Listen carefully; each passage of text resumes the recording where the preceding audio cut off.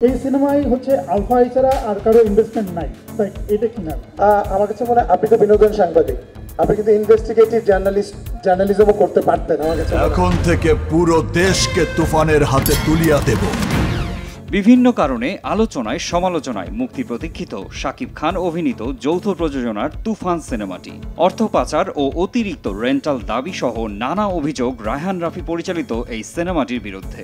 যদিও সেন্সর ছাড়পত্র পাওয়ার পর যৌথ প্রযোজনার কথা অস্বীকার করেছে সিনেমাটির প্রযোজনা প্রতিষ্ঠান আলফা আই। রেন্টাল জটিলতা নিয়ে নানা সমালোচনা তো আছেই।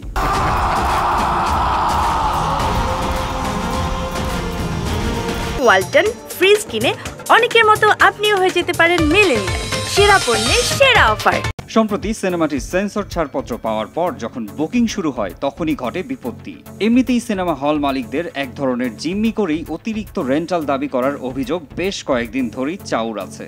এর মাঝেই বগুড়ার ধুনটে অবস্থিত ঝংকার সিনেমা হলের মালিক এশা খান গুরুতর অভিযোগ তুললেন প্রযোজনা প্রতিষ্ঠান আলফা এর বিরুদ্ধে। তুফান সিনেমা নিয়ে তার সঙ্গে প্রতারণা করা হয়েছে এমনটাই দাবি করলেন তিনি। তার অভিযোগ সিনেমা নিতে ঢাকায় এসে লাঞ্ছিত হন তিনি ও তার মেয়ে ঈশিতা ইমু। তারা যেভাবে টাকা মানুষের কাছ থেকে হাতে নিচ্ছে সিনেমা হলের মালিকদের কাছ থেকে, আমি 83 সাল থেকে আমার সিনেমা হল আমার লাইফে আমার জীবনে আমি দেখি নাই যে সিনেমা হলের প্রডিউসাররা, সিনেমা হলের ছবির মালিকরা, প্রডিউসাররা সিনেমা হলের মালিকদের এইভাবে ব্ল্যাকমেলিং করে টাকা বস্তাবন্দি করে। শাকিল সাহেব নিজে আমাদের সাথে অত্যন্ত দুর্ব্যবহার করে, আমি এবং আমার মেয়ের সাথে অত্যন্ত দুর্ব্যবহার করে যে তার অফিস, তার ওটা সে এককভাবে ওখানে যা করবে তার বিপক্ষে কোনো কথা বলা যাবে না। এদিকে দেশীয় প্রযোজকদের অভিযোগ সিনেমা নির্মাণের নামে অর্থ পাচার করেছে তুফান সংশ্লিষ্টরা। সম্প্রতি বিষয়টি নিয়ে এফডিসিতে 19 সংগঠনের নেতারা প্রকাশ্যে সিনেমাটির বিপক্ষে কথা বলেন। এই সিনেমার বিরুদ্ধে গুরুতর অভিযোগ তুলেছেন প্রিয়তমার প্রযোজক আরশাদ আদনান। তার দাবি তুফান নির্মাণের মাধ্যমে ভারতে অবৈধভাবে 8 থেকে 10 কোটি টাকা পাচার করা হয়েছে। সোশ্যাল মিডিয়ায় দেখছি 8 কোটি 10 কোটি টাকা। আমি একটা যদি কোশ্চেন করি, 8 কোটি 10 কোটি টাকা আপনি ওইখানে নিছেন কেমনে? আপনি কি এনবিআর এর ছাড়পত্র নিছেন? আপনি কত টাকার ছাড়পত্র নিছেন? আপনি কত টাকার ছাড়পত্র নিছেন আপনি দেখান আমাকে। আমি একটা সাধারণ প্রযোজক, আমি দেখতে চাই, তাহলে আমিও জানতে পারবো যে এভাবে টাকা নেওয়া সম্ভব। আমারও তো রাস্তা দরকার, আমারও ইন্ডিয়াতে শুটিং করা দরকার, আমারও তো শেখার আছে। আমি তাদের কাছ থেকে শিখতে চাই কিভাবে তারা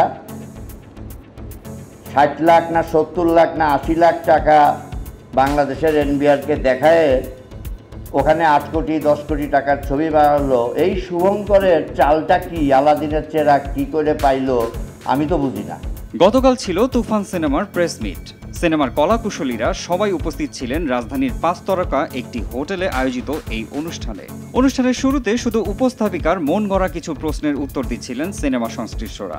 অনুষ্ঠান শেষে সাংবাদিকদের সাথে প্রশ্নোত্তর পর্ব থাকলেও তা ছিল ধোঁয়াশাময়। সিনেমাটি নিয়ে এত অভিযোগের প্রেক্ষিতে আলফা আইয়ের কর্ণধার শাহরিয়ার শাকিল বলেন, এই সিনেমায় হচ্ছে আলফা এছাড়া আর কারো ইনভেস্টমেন্ট নাই, তাই এটা কি না?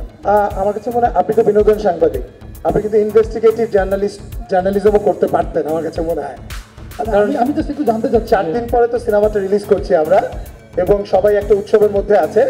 তো আমার মনে হয় সিনেমা নিয়ে আপনারা প্রশ্ন করতে পারেন। আমি তো কনসার্ন ডিপার্টমেন্ট যারা আছে এবং যে প্রশ্নগুলো আমি তো একবারে উত্তর দিয়ে দিয়েছি। আমার মনে হয় সিনেমা নিয়ে আর কোনো প্রশ্ন থাকলে আপনারা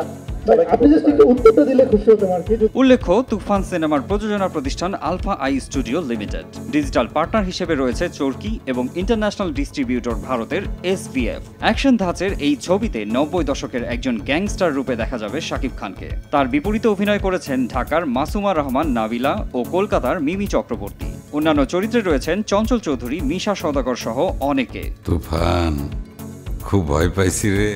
মারজান ইভান, RTV।